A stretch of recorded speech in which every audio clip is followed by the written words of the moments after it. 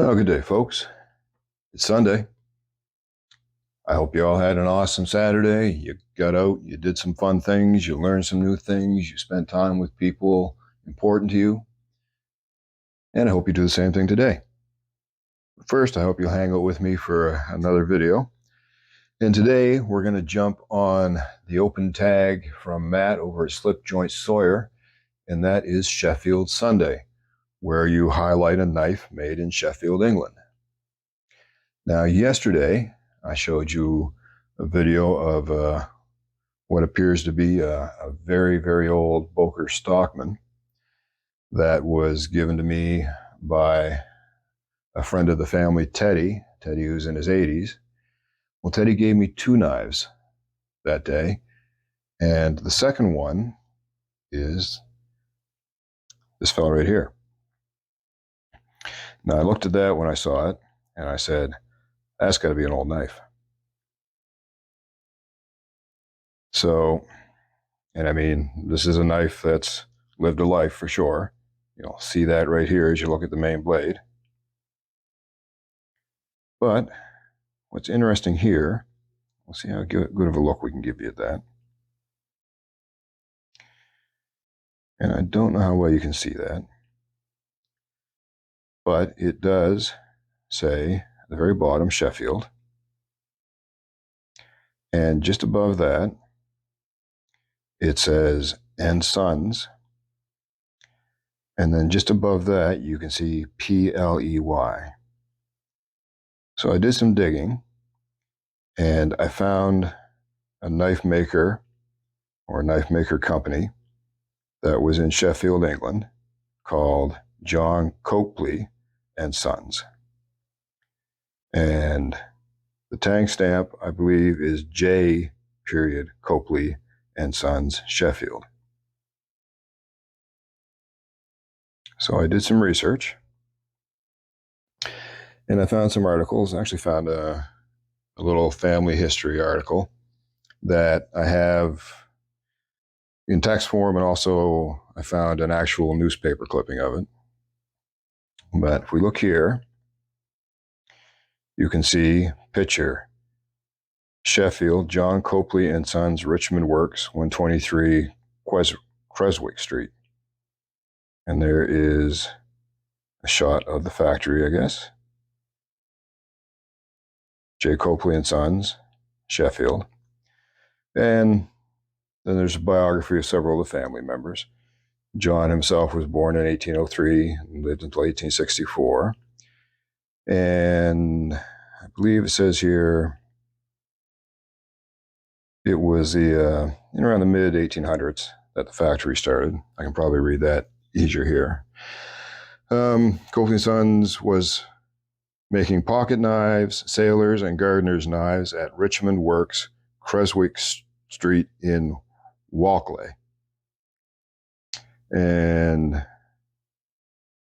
basically it goes through his life, his sons, the company being passed down through the sons and whatnot.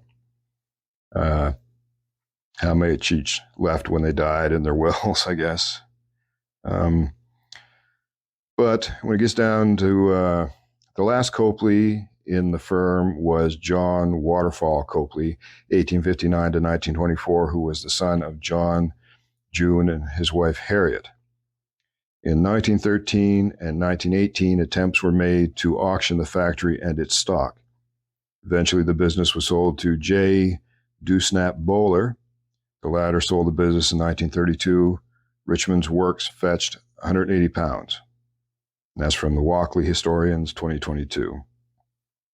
Anyway, as I did some reading, basically, they didn't, once the factory first sold, they were done producing knives then, and I can't find anything that says anything after when it was bought by J. Dewsnap Bowler that it continued to produce Copley knives.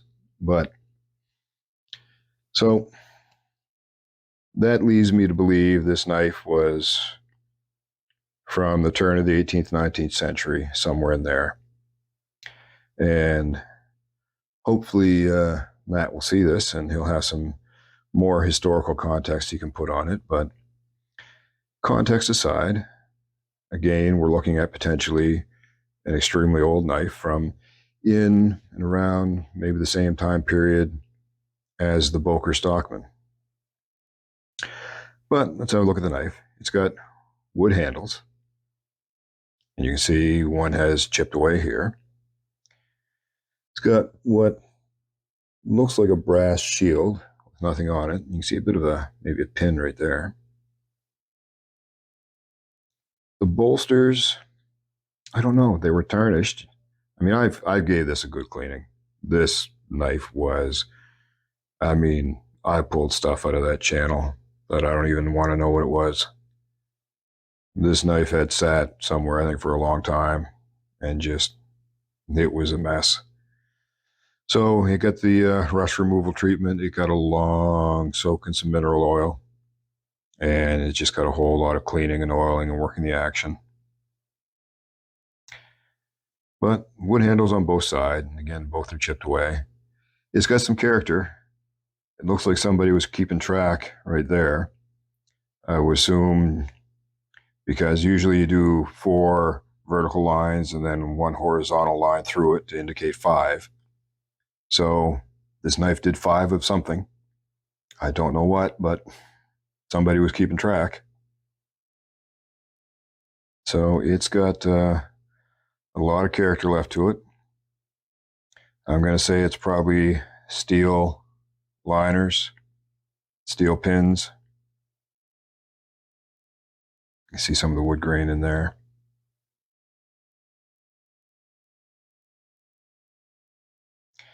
And again, I don't know. I'd have to guess steel bolsters, but they got a funny, almost soapy feel to them, like, you know, certain metals like lead. When you rub your hand over lead, it has that kind of just a feel to it. So I don't know, but I'd have to, if I had to guess, I'd say steel bolster, steel back spring. It's a bare head. You've got the Vegas remnants of a nail nick there. I would guess it was probably something along the lines of a drop point or spear point blade. But as you can see, there's not much of that blade left. And there's an odd little, I'm not sure what the purpose of that is, where you've got the little indentation here. I'm sure that's got a purpose that somebody with much greater historical knife knowledge than I have can comment about. But yeah, she's seen her day. But you've got a half stop with it. And if you saw my video yesterday on the Stockman, I marveled at the snap that the knife had for such an old knife. Well, listen to that. Then into the half stop, and then listen to the close. That is some wicked snap. Pull wise, certainly not a nail ripper or anything like that. You know, medium pull, I would say. But just the snap on this old knife. And, excuse me, minimal blade play. Just a little bit of a rock there. I mean, the springs, you got just the lightest little bit of a gap there, but I mean, this knife's taking a beating, obviously. I mean, something wicked had to happen to snap that wood away like that. Just snap and wicked snap. So, yeah. Hopefully, somebody with more knowledge of the Sheffield area, because it looks like, just my reading, there was a boatload of knife companies in Sheffield. It was like, had to be the knife capital of the world or something close to it. But I guess an awful lot of good knives. I mean, look at the centering on that. Right down the middle. Mind you, there's not much left to be centered, but you can see here it's getting to the point that would be dangerous to carry. I mean, it's not sharp, but you obviously could catch a finger on that if it was. But you don't carry a knife like this, you display a knife like this. Just, again, listen to that.